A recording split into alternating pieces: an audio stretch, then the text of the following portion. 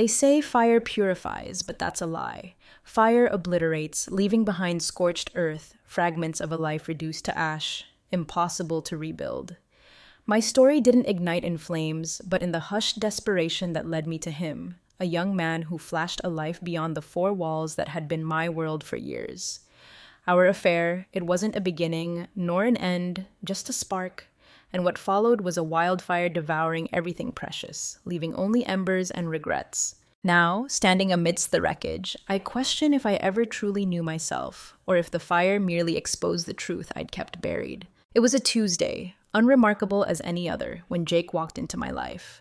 David, my husband, hired him to do some repairs around our Brooklyn brownstone, new window frames, a fresh coat on the deck. David, never one for manual labor, preferred to outsource such tasks, and I hadn't given it a second thought when he hired someone young, fresh out of trade school.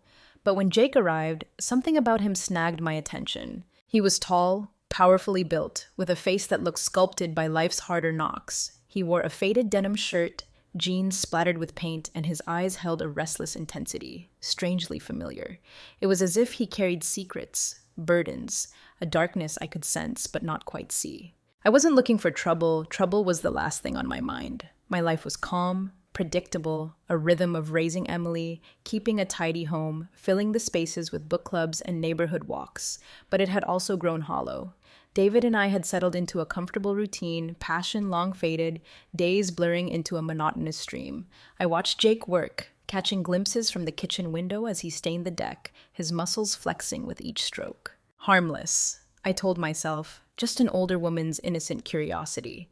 Then he paused, taking a water break, his gaze lifting to the window where I stood, and I quickly looked away, a warmth rising in my cheeks, unfamiliar for years. That evening, after he left, his image lingered. The way he looked at me, a subtle intensity that felt like a dare. Nonsense, I told myself. A fleeting attraction, it would vanish. But something inside me stirred, a part I thought long dormant, a part craving attention, passion, excitement. Jake, with his rough edges and piercing gaze, became the focus of that buried desire. When David went to bed, I lingered in the living room, staring at the freshly stained deck, a clean slate, an invitation. I knew better, but the thrill lingered, the feeling that life was about to shift in ways I couldn't yet grasp. Over the next weeks, Jake's visits became routine, a steady pulse in the rhythm of my life. At first, it was easy to dismiss the flickers of attraction as harmless, just a fleeting thrill, nothing more. But watching him move through the house, his presence filling the space in ways that made me feel both young and reckless, the lines I'd drawn in my mind began to blur. It was a particularly humid afternoon when I brought him iced tea. He took it, fingers brushing mine, a fleeting contact that sent a shiver up my spine. "Thank you, Mrs. Miller," he said, his voice low and steady. I'd told him to call me Sarah, but he rarely did, as if the formality maintained a boundary, both comforting and frustrating. "You're welcome, Jake," I replied, and for a moment the world narrowed to just us two. The air felt thick, heavy with unspoken words. I lingered longer than I should have. He noticed, eyes lingering on me, a subtle smile playing on his lips. From then on, our interactions shifted. A new intensity simmered beneath the surface. Jake began sharing pieces of himself, a childhood story, glimpses into his difficult upbringing. Rough life, absent parents, forced to fend for himself young. I listened, drawn to his vulnerability, an inexplicable urge to protect him, even as I knew I was stepping over a line. One evening, as he wrapped up for the day, he asked if I wanted to grab a drink. The invitation, exhilarating and dangerous. Knowing I should say no, I found myself nodding. We ended up at a dimly lit bar downtown, anonymous, just another couple on a quiet evening. Conversation flowed easily, laughter filling the spaces between words. By the second drink, a warmth bloomed in my chest, beyond the alcohol. Leaving, he walked me to my car, lingering just a moment too long, gaze locked on mine. Then, before thought, before restraint, I leaned in, closing the space. The kiss, brief, a spark igniting something dormant for years. I pulled back, heart racing, guilt already settling in, but the thrill overpowered it. Jake's eyes held surprise and satisfaction. Driving home, exhilarated and terrified, knowing I'd crossed a line, no turning back. Days blurred into weeks. The affair with Jake, a hidden rhythm woven between the ordinary moments of my life with David. Careful, cautious, but no matter how hard I tried to maintain normalcy, David noticed. Glances, curious, searching, his eyes probing mine as if he could see the secrets I desperately tried to conceal. At first, silence, just watching, a quiet suspicion that made my heart hammer every time our eyes met. I grew defensive, avoiding his questions, deflecting with excuses, hoping to keep his suspicions at bay. But the tension thickened, a silent presence filling the air, growing with each passing day. One evening in the living room, David broke the silence, voice edged with something unfamiliar. "Sarah, you've seemed distant lately. Is something going on?" Heart skipped, panic flared. I forced a smile, hoping it looked genuine. "Just restless, I guess. Retirement adjustment, maybe?" I wanted to believe my own words, maybe explain away the restlessness as something innocent, understandable. But doubt flickered in his eyes, mistrust, making me feel exposed. He didn't push, but his expression lingered long after he went to bed, leaving me alone with guilt gnawing at the edges of my mind. Playing with fire I knew, yet unable to stop. Thrill in the secrecy, a sense of freedom I hadn't felt in years. Knowing it would catch up eventually, but not ready to let go. As the affair deepened, I saw sides of Jake that unsettled me. One evening, after drinks, he opened up about his past. Raw, unsettling. Stories of people who crossed him, individuals who paid a price for betrayal. Anger laced his voice, bordering on dangerous. He told me about a man who tried to exploit him when he was younger, a man who mysteriously vanished one night, leaving only questions and fear. Jake spoke casually, an anecdote, but the coldness in his tone chilled me as if I'd brushed against something dark, something I didn't understand. A chill ran down my spine, a creeping awareness that I knew far less about Jake than I thought. He seemed to sense my unease, gaze softening, taking my hand, reassuring, comforting, and disconcerting. "Don't worry, Sarah," he murmured, voice low. "I'd never hurt you."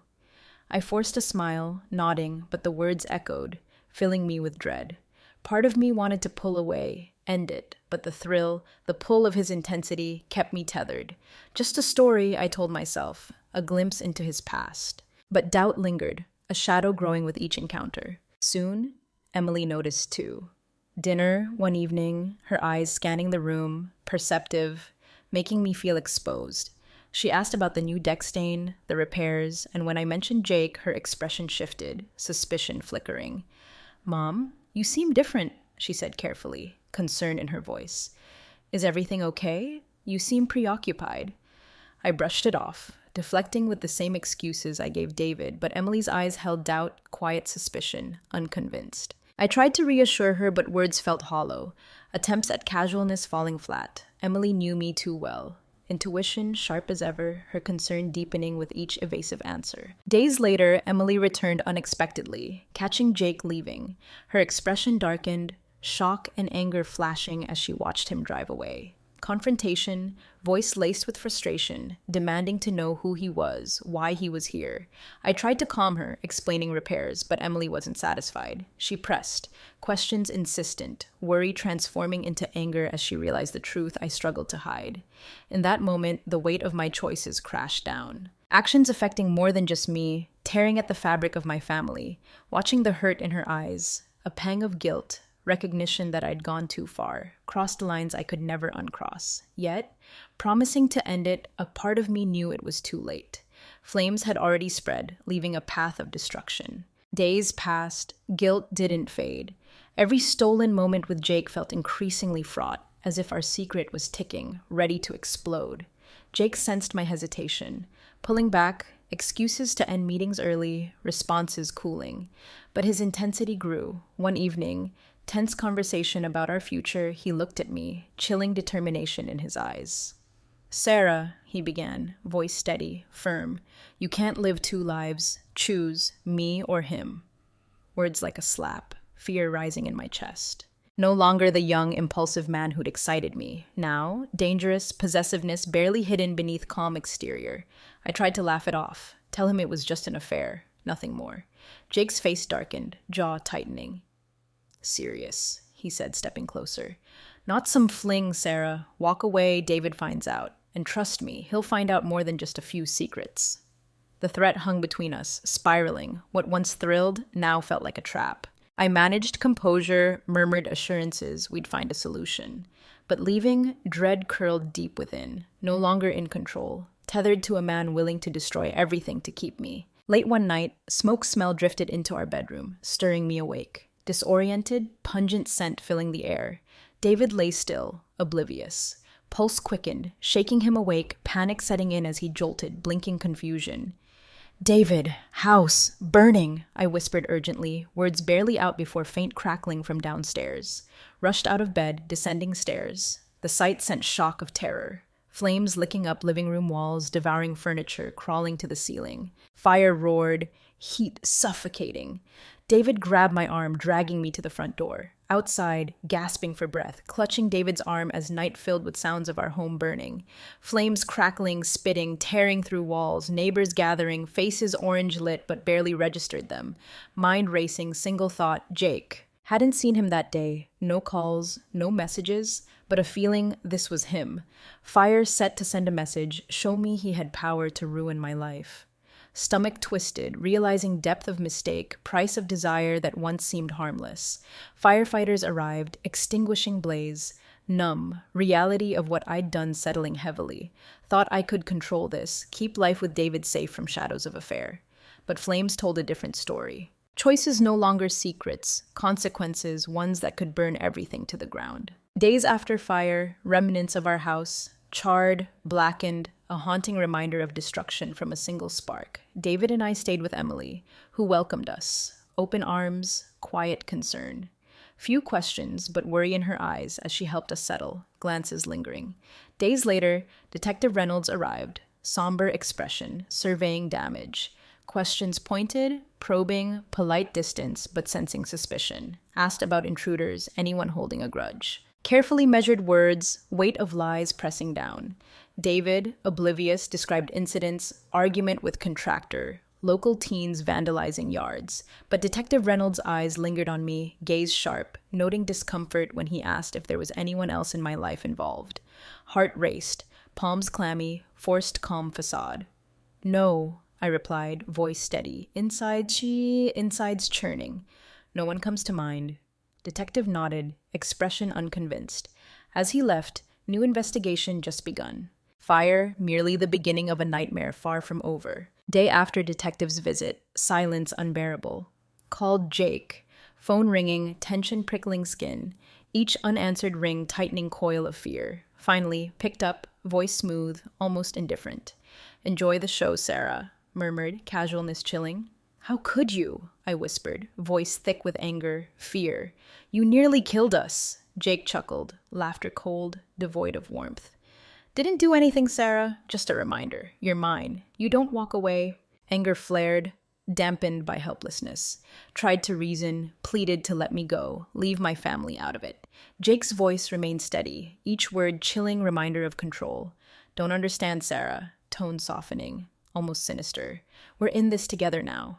Think about going back to him. Everyone knows who you really are. Call ended, shaken, mind racing, trapped, bound to Jake, no escape, caught between love for family and terror of what Jake might do. Weight of choice suffocating as if already burning alive. Emily, growing more concerned by my erratic behavior, approached one evening, gaze worried, frustrated. Mom, I know something's wrong. Saw you with him, that man at our house. Who is he? Hesitated, heart pounding, no way to keep secrets hidden. Told Emily everything, face twisting with shock, disbelief, absorbing the weight of confession. Furious, word sharp, demanding how I could jeopardize family for a man like Jake. But beneath anger, fierce determination. Insisted on confronting Jake, convinced if he set the fire, he needed to be held accountable. David, overhearing, stepped in, expression hardened with resolve unseen in years. Hurt, deeply betrayed, but agreed to join Emily, uncover truth. Together, gathering evidence, tracing Jake's movements, finding proof connecting him to fire. Bond grew stronger, working together, shared goal binding them, leaving me both grateful and devastated. For the first time, realized depth of pain caused, extent to which choices fractured family. But even as they uncovered clues, Jake's shadow loomed. Threats more frequent, presence ever-present danger, leaving us all living in fear. As investigation continued, new fire was just beginning. Jake's wrath would burn until he consumed every piece of life I once held dear. After Emily and David's confrontation with Jake, quiet, but knew better than to think he'd back down. Life became cycle of looking over shoulder, fearing he'd strike again. Every phone call, every knock, jolt of fear. Tried to keep composure, but unraveling. Late one evening, preparing for bed, phone buzzed. Single message, unknown number. "This isn't over, Sarah. Can't hide from me." Clutched phone, hands trembling, reading words over and over. Threat sinking in. Still watching, waiting for guard to slip. Trapped, his presence lingering in shadows. Threats pressing down like heavy weight. Next morning, Detective Reynolds visited. Anonymous tip, connecting Jake to fire. Clear suspicion of foul play but needed proof. Wanted to tell him everything, reveal full extent of involvement, but fear held me back. Jake proven willing to go to dangerous lengths, betraying him, consequences severe, but Detective Reynolds' warning clear. "Mrs. Miller, gaze steady. If there's anything you know, now's the time. People like Jake don't stop, they escalate." Words haunted me long after he left. Knew he was right. Jake wouldn't let this go. Days passed, increasingly paranoid, feeling his eyes on me even when absent. Just a matter of time before next move, knowledge of it, prisoner in my own life. One night, Emily didn't come home. Called her phone repeatedly, unanswered rings twisting stomach. Panic set in as hours passed, no word. Midnight, pacing living room, heart pounding, waiting for any sign. Then, message on phone. Photo of Emily, bound, blindfolded, face pale, terrified. Beneath it, single line, "Meet me alone or she won't make it home." Sank to floor, hands shaking, staring at screen. Jake's doing, twisted revenge, attempts to distance myself, punishment for betrayal. Desperation clawed as I realized daughter's life in balance. Choices placed her in unimaginable danger. Couldn't tell David, never let me face Jake alone. But this burden, consequence of my making. Heavy heart. Texted Jake, agreeing to meet. Old warehouse on edge of town. Place chosen for confrontation. Driving through darkened streets, fear coursed through me, mind racing with worst-case scenarios. No plan, no backup, just desperate hope to reason, save Emily before too late. Nearing warehouse, sickening realization settled. Walking into a trap, no guarantee any of us would make it out alive. Warehouse dark, shadows deep, menacing. Stepped inside, heart pounding. Called out for Jake, voice trembling, echo bouncing off cold, empty walls. Moments later emerged from shadows. Twisted smile, dragging Emily into dim light, hands bound, eyes wide with fear. "Sarah," he said, voice dripping mock affection. "Knew you'd come. Family means everything, doesn't it?" Surge of anger, fear held me back. Stepped closer, grip on Emily tightening. "Please, Jake," I whispered, voice raw. "Let her go. She has nothing to do with this." He laughed, cold, cruel sound. "Oh, but she does. Your daughter, perfect little girl. Think you can betray me, walk away, pretend none of this happened?" Raised a knife, holding it dangerously close to Emily, glaring at me. Frozen, helpless, watching twisted revenge play out, daughter's life hanging in balance. Took a step forward, hands raised in surrender, desperation flooding through me, pleading to spare her. Then, warehouse doors burst open. Detective Reynolds and David rushed in, guns drawn, voices commanding Jake to let her go. Jake's face twisted with rage, grip on Emily tightening. But ensuing chaos, David lunged, pulling Emily to safety as Detective Reynolds apprehended Jake. Struggle over in seconds, but weight of it left me weak, knees buckling, sinking to ground, relief flooding through me, seeing Emily's tear-streaked face. Safe, for now, but scars of that night would linger, reminder of dark path walked, lives nearly destroyed. Days followed, haunted by warehouse events. Emily safe, but damage done. David's face, mask of quiet hurt, anger simmering beneath surface. Tried to support me, but pain in his eyes. Reached out to Emily, bridge gap grown between us, but trust shattered, replaced by cold distance, feeling more isolated than ever. Knew she blamed me, held me responsible for ordeal, and in truth, couldn't disagree. Relationship with David no better. Avoided me, silence constant reminder of betrayal. Tried to apologize, explain desperation driving me to Jake, but words felt hollow, insufficient. Left to confront broken pieces of life alone. Realization of mistakes weighing heavily. Yet, Painful as it was, knew had to move forward. Sought therapy, hoping to understand choices, make sense of darkness that nearly consumed me. Threw myself into volunteering, solace in helping others, giving back to a world that nearly swallowed me whole. With time, began to heal, though scars of past remained, constant reminder of path taken, fire nearly allowed to destroy everything. Months passed. Slowly, life took on new rhythm. David and I cautious, conversations careful, but gentleness in his approach, giving hope. Seen me at worst, yet remained, love quiet but steadfast, lifeline anchoring me in turbulent sea of regrets. Emily, too, began to soften. Still held me at distance, trust fragile, but moments when wall lowered, glimmer of bond once shared. Knew it would take time, forgiveness not easily won, but willing to wait. Work for chance to rebuild relationships nearly lost. Work as volunteer, source of healing, way to find purpose amidst ashes of mistakes. Spoke to others, sharing story with those who'd experienced betrayal, hoping journey could help them find their own path to healing. Through connections, found strength hadn't known I possessed.